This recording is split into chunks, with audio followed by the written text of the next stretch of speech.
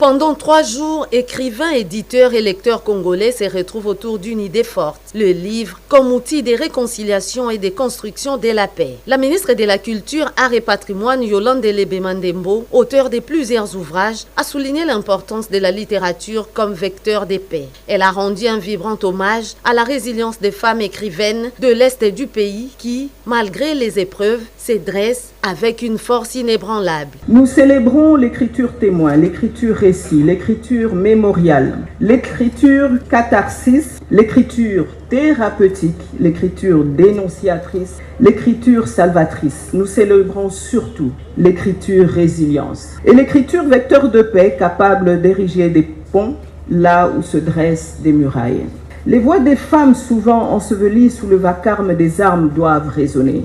Elles sont les gardiennes des récits matriciels, celles qui sculptent un avenir de lumière. Dans la foulée, la ministre de la Culture, Arts et Patrimoine a lancé un appel à tous les artistes et en particulier aux auteurs pour qu'ils s'inscrivent sur la plateforme numérique du ministère. Cette démarche est essentielle pour bénéficier d'une couverture maladie et d'une protection sociale. Pour préserver et soutenir les patrimoines littéraires congolais, elle a annoncé une avancée majeure, l'élaboration en cours d'une politique nationale du livre. C'est une initiative qui témoigne de la volonté du ministère de poser des fondations solides pour l'avenir de la littérature. Kulumbimbi, en fait, était un recueil de nouvelles qui comprend 2 nouvelles principales.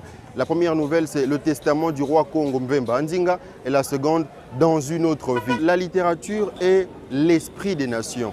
Elle peut atteindre facilement des buts qu'elle s'est assignés, par exemple promouvoir la paix dans une nation. La ministre Yolande Mandembo a aussi procédé au vernissage de l'ouvrage Kulumbimbi de l'auteur Bayuwa Dimvwezolo, un livre qui retrace l'histoire du royaume Congo et de son interaction avec le Portugal au XVe siècle. Après la cérémonie d'ouverture, la ministre a pris le temps de visiter les stands d'exposition.